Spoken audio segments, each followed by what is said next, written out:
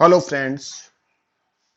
Statics में अपने एक चैप्टर चल रहा था जिसका नाम है मेजर ऑफ डिस्पर्जन, अपकिरण के माप। अपकिरण के दो माप होते हैं, निरपेक्ष और सापेक्ष।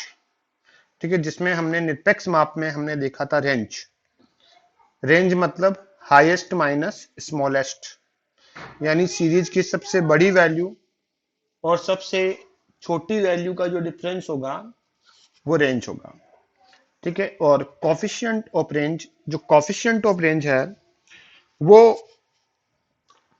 सीरीज का सापेक्ष माप होता है। ये सापेक्ष माप है डिस्पर्जन का, इसे हम कहते हैं सापेक्ष माप। और ये वाला जो माप है वो है निरपेक्ष माप। ठीक है, ओके। अब ध्यान दीजिए, रेंज के हमने तीन चार क्वेश्चन भी किए थे। अब उसके आगे हम बढ़ते हैं और आगे चलते हैं। एक छोटा सा नोट लिखते हैं पहले। देखिए, नोट नोट है, यदि श्रेणी के सभी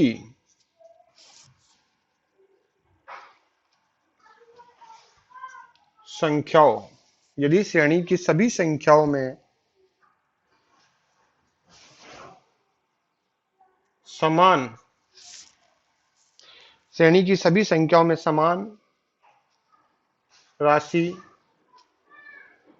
जोड़ने, समान राशि जोड़ने या घटाने पर, या घटाने पर अपकिरण के निरपेक्ष माप, कौन सा माप? निरपेक्ष माप पर कोई प्रभाव नहीं पड़ता है, परंतु सापेक्ष माप पर प्रभाव पड़ता है। क्लियर है? यदि श्रेणी के सभी संख्याओं में समान राशि जोड़ने या घटाने पर अपकिरण की जो निरपेक्ष माप है, जैसे रेंज निरपेक्ष माप है, तो रेंज में कोई इफेक्ट नहीं पड़ेगा। लेकिन जो सापेक्ष माप है, मतलब कॉफिशिएंट ऑफ रेंज, ये वाला माप, ये कॉफिशिएंट ऑफ रेंज, ये सापेक्ष माप है, तो इस पे इफेक्ट पड़ेगा। एक छोटा सा एग्जांपल हम समझते हैं। देखिए, जैसे मान लीजिए एक इलस्ट्रेशन लेते हैं। यहां लिखा 10, 20, ठीक है, 30, 40, 50। ठीक है, ये क्वेश्चन है। अब इसकी हमें रेंज निकालनी है, तो पहले हम रेंज निकालते हैं। रेंज रेंज का फॉर्मूला होता है हाईएस्ट माइनस स्मॉलेस्ट। तो जो हाईएस्ट वैल्यू है वो है आपकी 50, स्मॉलेस्ट है 10, तो ये होगा 40। अब चलते और निकालते हैं coefficient of range. Coefficient of range का फॉर्मूला होगा h minus S upon h plus. ठीक है, तो देखिए इसमें वैल्यू पुट करते हैं।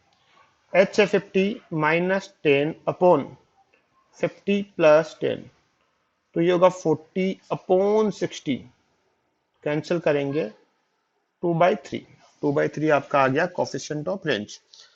ठीक है, तो रेंज आया है 40 और कॉफिशिएंट ऑफ रेंज आया हमारा कितना? 2/3। अब देखिए, अब क्वेश्चन ये कह रहा है यदि सीरीज की प्रत्येक संख्या के अंदर 5 जोड़ दिए जाए, कितने, या 10 जोड़ दिए जाए, तो रेंज और कॉफिशिएंट ऑफ रेंज पर क्या इफेक्ट पड़ेगा? क्वेश्चन नंबर सेकंड है इसका। ये तो पहला क्वेश्चन था। यदि श्रेणी की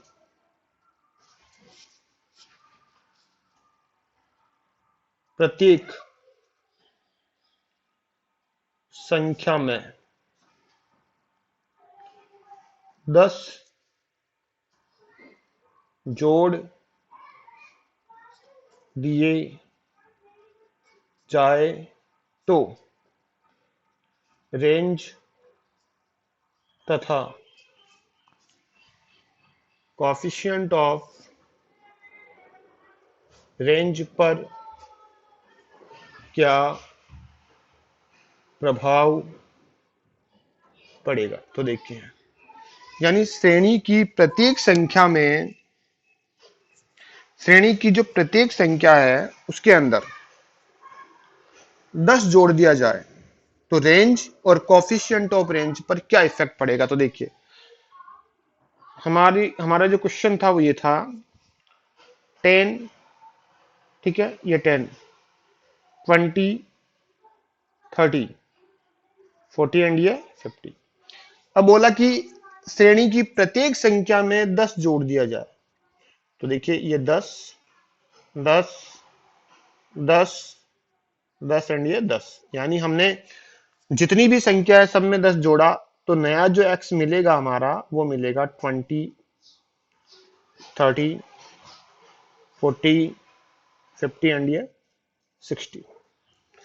अब हम निकालेंगे वापस रेंज। देखिए, अब रेंज निकालेंगे तो highest minus smallest, highest minus smallest. तो जो हाईएस्ट वैल्यू है वो कितनी है? जो हाईएस्ट वैल्यू है वो है हमारी 60। कितनी है? 60। और स्मॉलेस्ट वैल्यू कितनी है? 20। तो हाईएस्ट है 60, स्मॉलेस्ट है 20। तो डिफरेंस कितना हो गया? डिफरेंस हो गया 40 का। कितना डिफरेंस हो गया? 40 का। हाईएस्ट वैल्यू है 60, स्मॉलेस्ट वैल्यू है 20। तो डिफरेंस कितना हो गया? डिफरेंस हो गया आपका 40 का। अगर हम निकालते हैं कॉफिशिएंट ऑफ रेंज, इसका फॉर्मूला होता है highest minus smallest upon highest plus smallest. ठीक है, तो जो हाईएस्ट वैल्यू है वो है 60, स्मॉलेस्ट है 20, अपॉन हाईएस्ट वैल्यू है 60, स्मॉलेस्ट वैल्यू है 20। तो ऊपर तो 40 आएंगे लेकिन नीचे कितने आएंगे? नीचे आ जाएंगे 80। तो ये हो जाएगा 1/2। कितना हो जाएगा? 1/2 हो जाएगा। तो देखिए, सबसे पहले आप ध्यान दीजिए, ठीक है, 10 ऐड करने से पहले रेंज जो आई थी आपकी वो आई थी 40, और श्रेणी की प्रत्येक संख्या में जब 10 हमने जोड़ा तो भी रेंज कितनी आई? 40। तो रेंज में तो कोई भी अंतर नहीं आया। देखिए, यहां भी 40 है और यहां पर भी आपका 40 है। लेकिन कॉफिशिएंट ऑफ रेंज पहले आया 2/3, अब आया 1/2। तो कॉफिशिएंट ऑफ रेंज में चेंज आया। मतलब कहने का मतलब यह है कि यदि श्रेणी की प्रत्येक संख्या में समान राशि जोड़ोगे या फिर घटाओगे तो जो डिस्पर्जन के जो निरपेक्ष माप होंगे उन पर तो कोई प्रभाव नहीं पड़ेगा, लेकिन जो सापेक्ष माप होंगे उन पर प्रभाव पड़ेगा। क्लियर हो गया? निरपेक्ष माप पे कोई प्रभाव नहीं पड़ेगा, लेकिन जो सापेक्ष माप होंगे उन पर प्रभाव पड़ेगा। ठीक है, ओके। अब नेक्स्ट आगे चलते हैं। अगला जो नोट है वो हम लिखते हैं। देखिए, नोट नंबर नेक्स्ट, ये पहला नोट हो गया हमारा रेंज को लेकर। ये second note, note number second लिखेंगे। देखिए आप, नोट नंबर सेकंड है यदि श्रेणी की सभी संख्याओं को समान राशि से गुणा या भाग किया जाता है तो अपकीलन के निरपेक्ष माप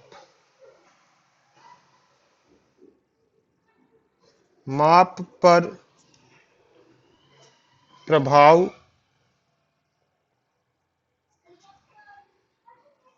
पड़ता है, परंतु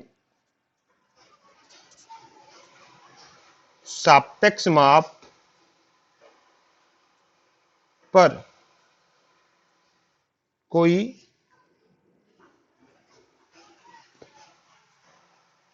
प्रभाव नहीं पड़ता है। देखिए, यदि श्रेणी की सभी संख्याओं को समान राशि से गुणा या भाग किया जाता है तो अपकिरण के जो निरपेक्ष माप होते हैं उन पर प्रभाव पड़ता है, लेकिन सापेक्ष माप पे प्रभाव नहीं पड़ता। देखिए, इसी क्वेश्चन को हम जो है सेकंड नोट के हिसाब से करते हैं। देखिए आप,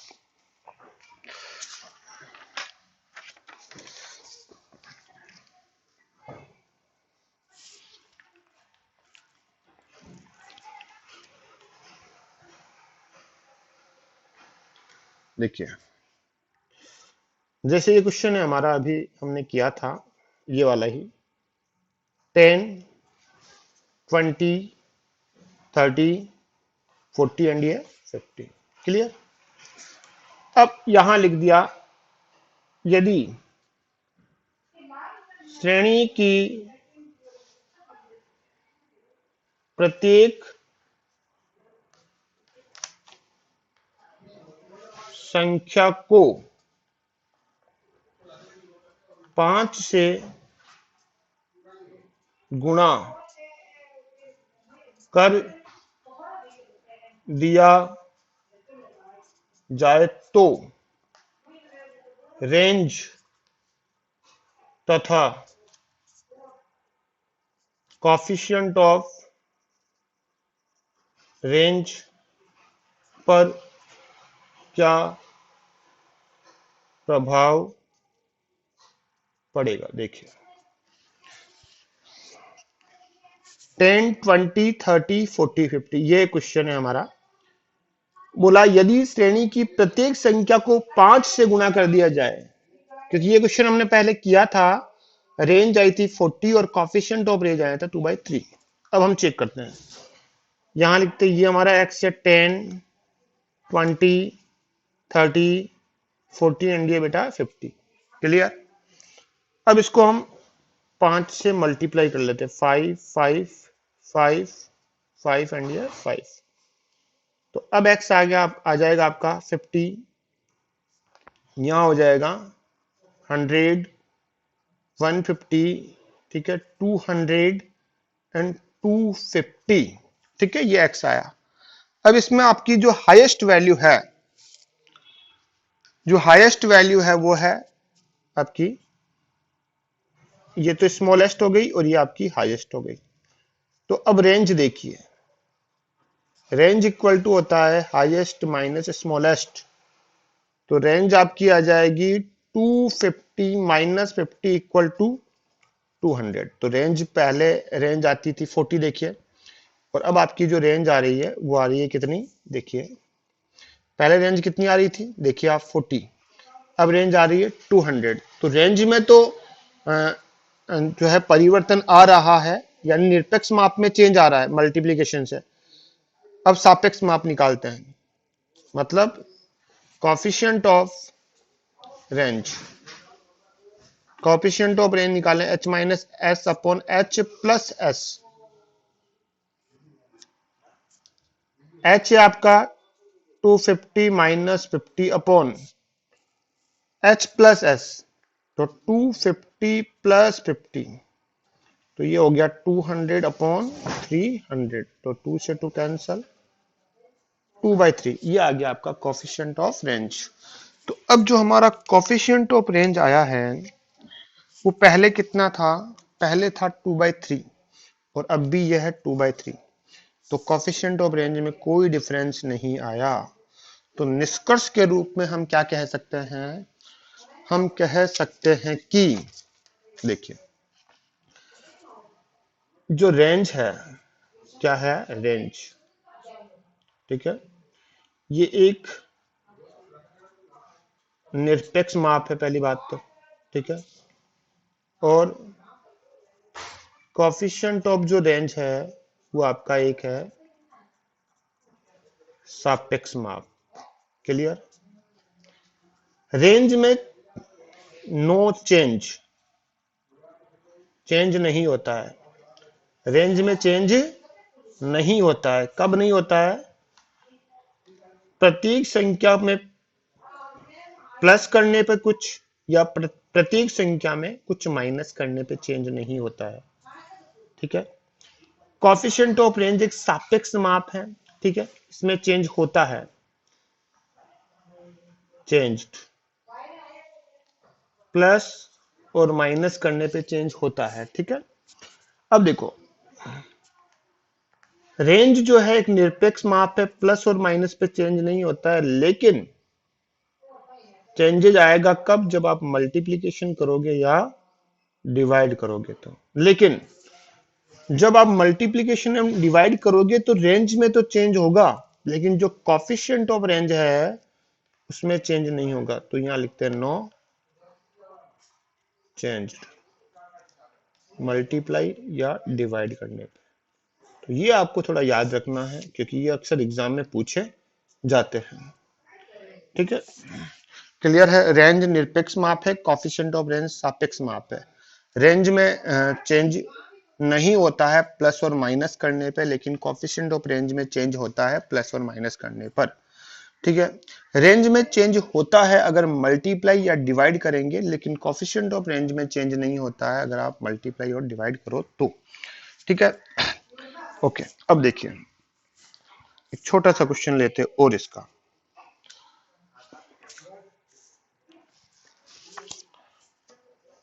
n इक्वल टू है हमारा 10, ठीक है, और रेंज है आपकी 20। क्लियर?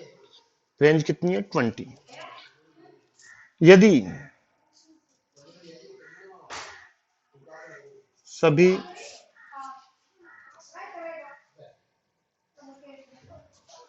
संख्याओं को 2 से गुणा कर दिया जाए तो 2 से गुणा कर दिया जाए तो रेंज क्या होगी? बिल्कुल आसान सा क्वेश्चन है। देखो, n इक्वल टू 10 है, रेंज आपको दे रखी है 20।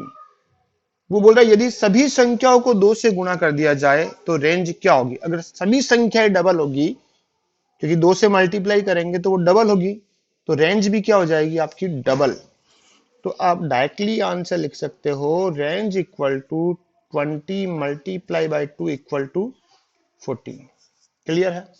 देखिए, इससे पहले वाला क्वेश्चन देखिए आप, यहां देखिए, ये देखिए, यदि श्रेणी के प्रत्येक संख्या को 5 से गुणा कर दिया जाए तो रेंज तथा कोफिशिएंट ऑफ रेंज पर क्या प्रभाव पड़ेगा? तो रेंज आपकी कितनी आई? 200, और पहले रेंज कितनी आ रही थी हमारी? 40, ठीक है। तो आप डायरेक्टली निकाल सकते हो, अगर आपको रेंज दे रखी है तो रेंज को ही डायरेक्टली 5 से मल्टीप्लाई कर दो, ठीक है। 5 मल्टीप्लीकेशन के बाद की आपको रेंज मिल जाएगी। यहां डायरेक्ट कर सकते थे आप 40 मल्टीप्लाई बाई 5 इक्वल टू 200, ठीक है। ये मैंने आपको पूरा एक्सप्लेन किया है, बाकी डायरेक्ट हो जाता क्वेश्चन कि रेंज आपको दे रखी है 40, तो 40 को 5 से मल्टीप्लाई कर दो, ठीक है, तो आपकी रेंज जो होगी वो हो जाएगी, नई जो रेंज आएगी वो आएगी 200, ठीक है। क्लियर है? चलिए अब देखते हैं, एक क्वेश्चन और लेते हैं। एक और क्वेश्चन है,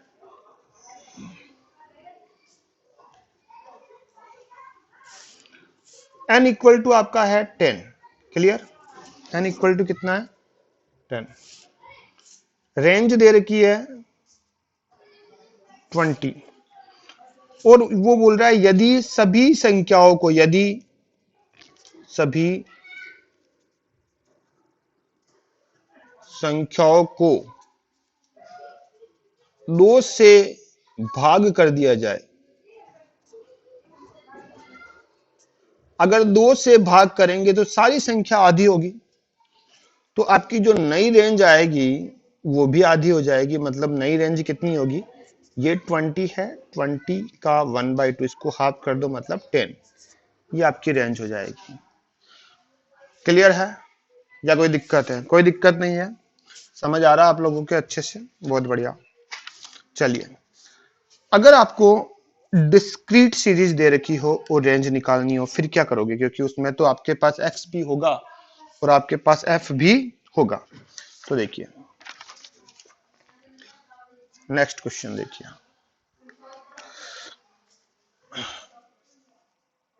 आपके पास अगर डिस्क्रीट सीरीज दे रखी हो, अगर डिस्क्रीट सीरीज होगी तो आपके पास एक्स होगा, देखिए एक्स लिख रहा हूं मैं, 20, 30, 40 एंड ये 50 एंड ये 60, और आपके पास एफ भी होगा। ठीक है, तो यहां पे आपको एक बात विशेष रूप से ध्यान रखनी है, रेंज निकालते समय, रेंज कैलकुलेट करते समय फ्रीक्वेंसी को कंसीडर नहीं करते हैं। ठीक है, तो frequency is not consider for the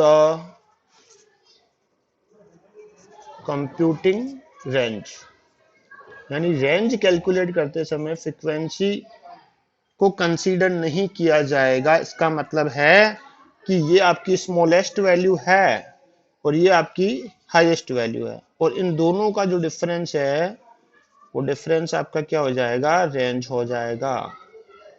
तो रेंज इक्वल टू फॉर्मूला होगा हाईएस्ट माइनस स्मॉलेस्ट। तो हाईएस्ट वैल्यू आपकी 60 है, स्मॉलेस्ट 10 है, तो ये आ गया आपका 50।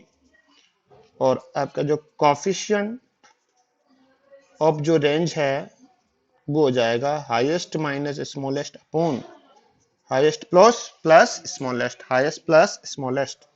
तो हाईएस्ट वैल्यू है 60, स्मॉलेस्ट है 10, फिर हाईएस्ट है 60 प्लस 10, तो 50 डिवाइडेड बाय 70, तो 5/7, तो ये आपके आंसर हो गए। क्लियर? तो ये आपके डिस्क्रीट सीरीज से आपने जो है रेंज निकाली और कॉफिशिएंट ऑफ रेंज। अब चलते हैं